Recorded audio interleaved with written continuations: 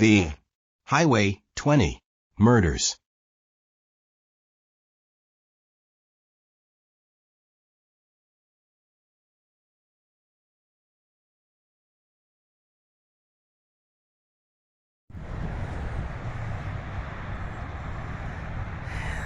Yep, there it is.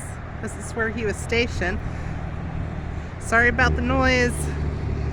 It's a 3-day weekend, and there's a lot of traffic. And all I can say is some people need to learn how to read speed limit signs.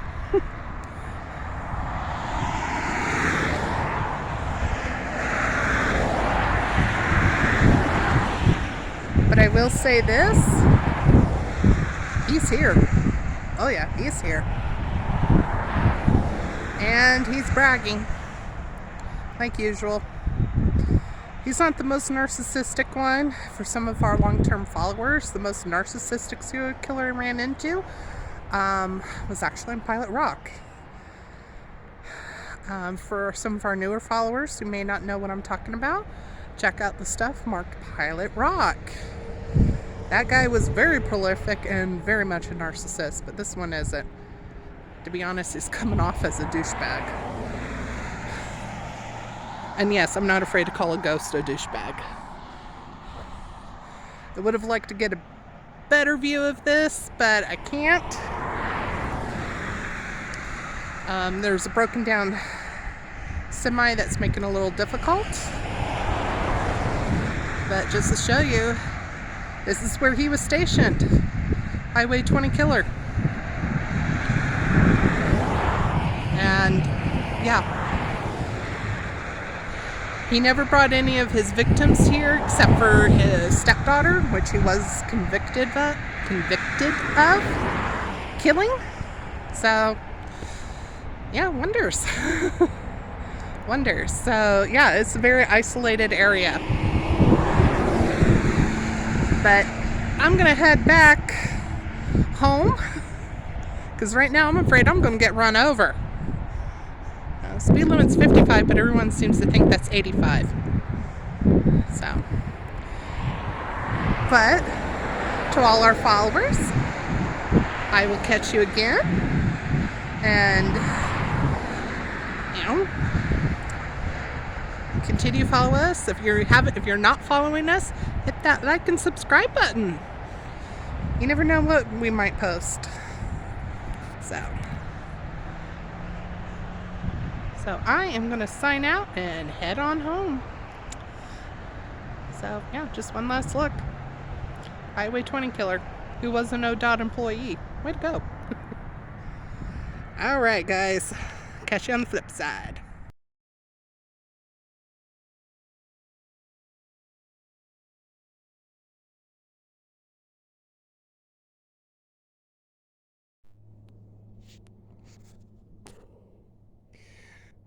Alright everyone. So I'm on one of the snow parks off of Highway 20. And in case any of you are fans, true crime fans, Highway 20 became infamous due to a special called the Highway 20 Serial Killer. And just prior to pulling off, I heard a young woman, probably between 17 and 19, screaming for help, saying, "Dear God, he's gonna kill me, help me." Her clothing suggests mid-80s. I do think she died here because I'm feeling a lot of fear, a lot of anxiety.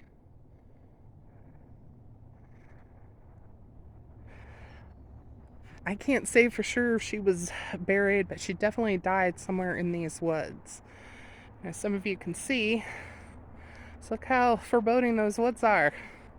I'm not going any further. I want to stay near my Jeep. But yeah, this is why he was able to get away with it. This area is very isolated, and look how thick those woods are.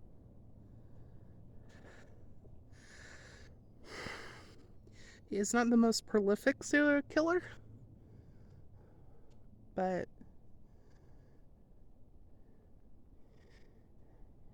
there are more victims.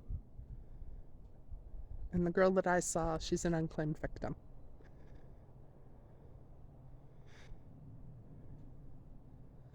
She's from Salem. She's wondering why nobody will help her. She doesn't know she's dead. It's sad. But I'm going to continue on Highway 20. I may pull off again, but I'm definitely stopping by the old ODOT station because that's his home. And I bet you he's still there. So let's continue on our journey. The ghosts of Highway 20 refer to a number of individuals who disappeared or were victims of rape and murder along Highway 20 in the U.S. state of Oregon from the late 1970s to the early 1990s. John Arthur Ackroyd, a highway mechanic with the Oregon Department of Transportation, was a suspect in these cases. Detectives were able to prosecute the murder of Kay Turner of 1978, for which he was sentenced to 5 life sentences for aggravated murder. Ackroyd pleaded no contest in the murder of his stepdaughter Rakanda Pickle and agreed to not seek parole for the murder of Turner. A case was developed against Ackroyd for the murders of Melissa Sanders and Sheila Swanson.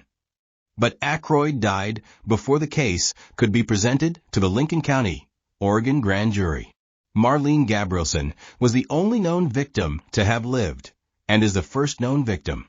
Her case was not prosecuted. In the late spring of 1977, 20-year-old Marlene Gabrielson went to Sisters, Oregon for the rodeo with her husband. The rodeo was 90 miles from their home in Lebanon and was her first night out since she had given birth to her baby girl 3 months earlier. She and her husband got in a disagreement, and he wanted to split off with some friends. Marlene wanted to go back home. John Arthur Ackroyd gave her a ride, during which she fell asleep. 1 hour later, he pulled off the highway onto an old wagon road. He held a knife to her neck and dragged her into the woods where he ripped off her jeans, cut off her underwear and boots with the knife. He then raped her. After she pleaded to be taken to her home and her baby, he decided to drive her to her mother-in-law's house in Lebanon. Gabrielson was careful to preserve evidence and asked for the police to be called. She described him as someone big and burly who may have worked in the woods.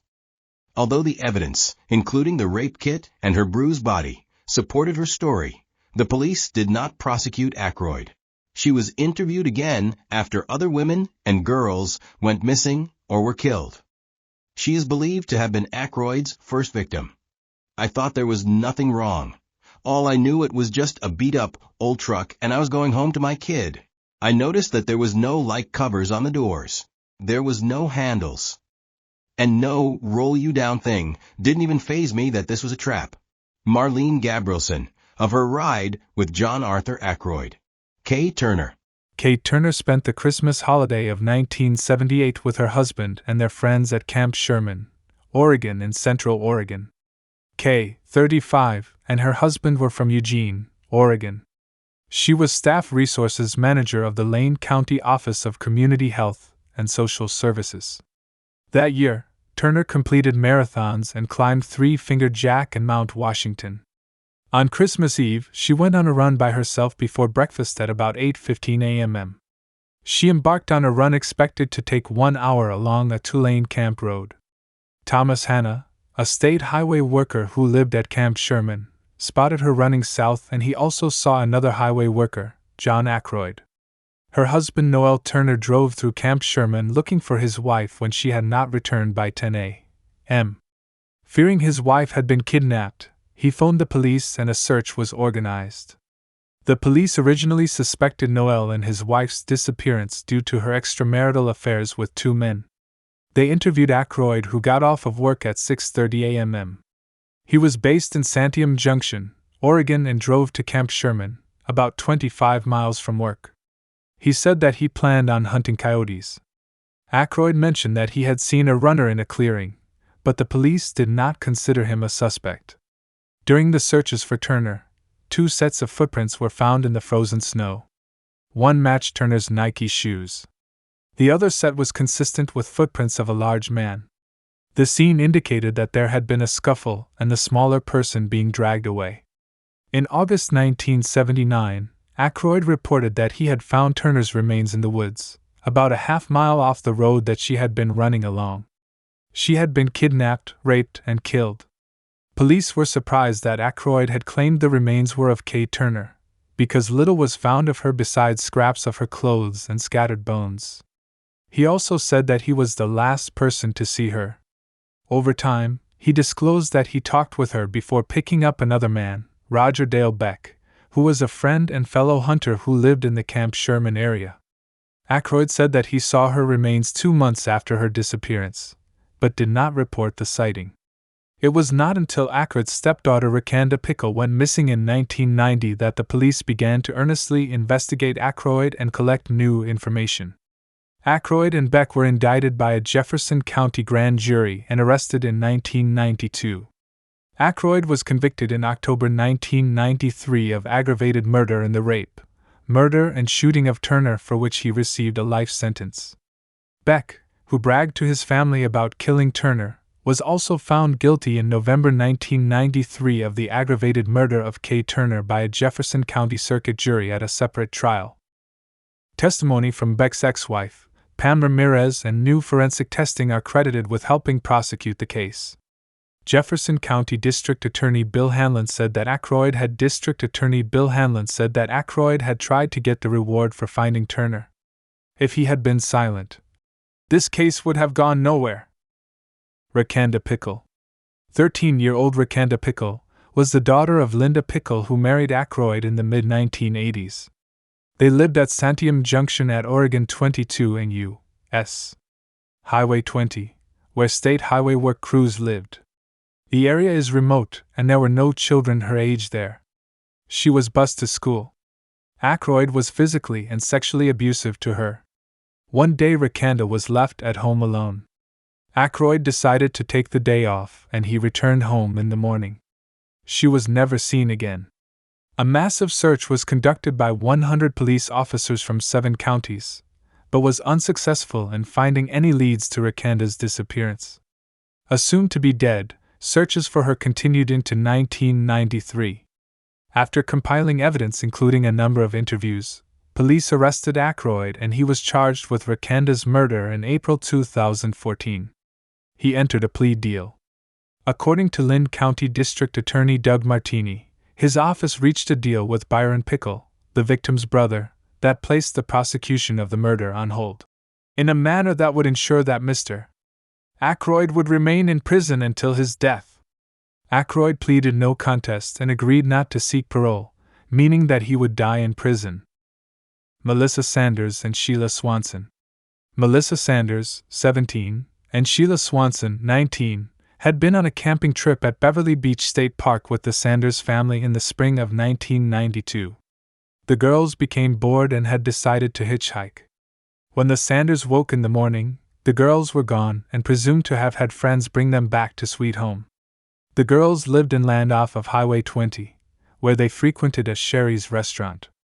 Aykroyd, who was also a frequent customer at the restaurant, was suspected to have been involved in their disappearance.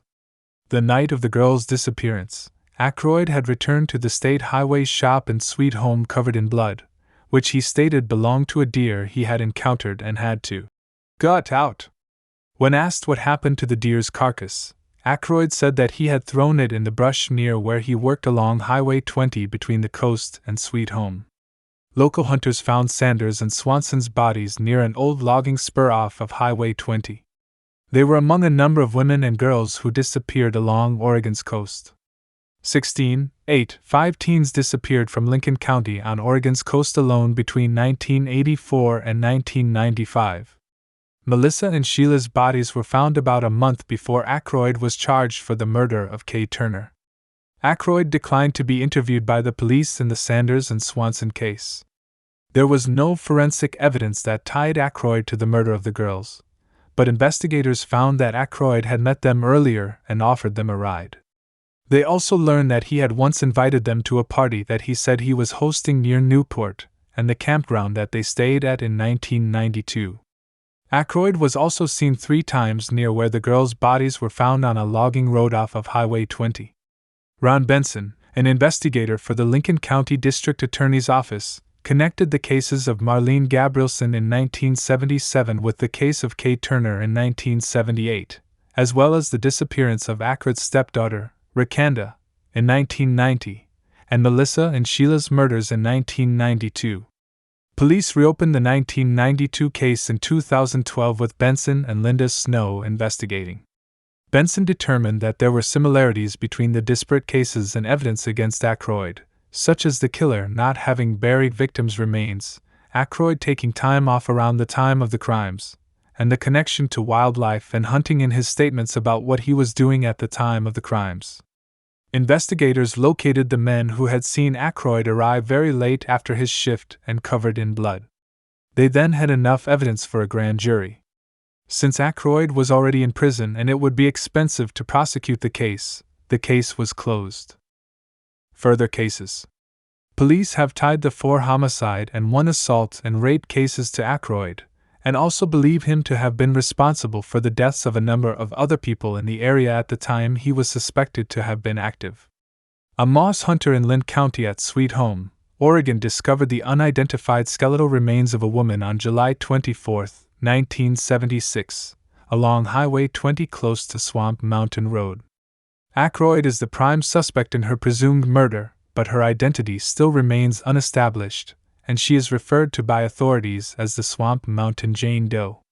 14-year-old Rodney Lynn Grissom and 15-year-old Karen Jean Lee were last seen in 1977 in Cornelius, Oregon on May 24th and 26th respectively.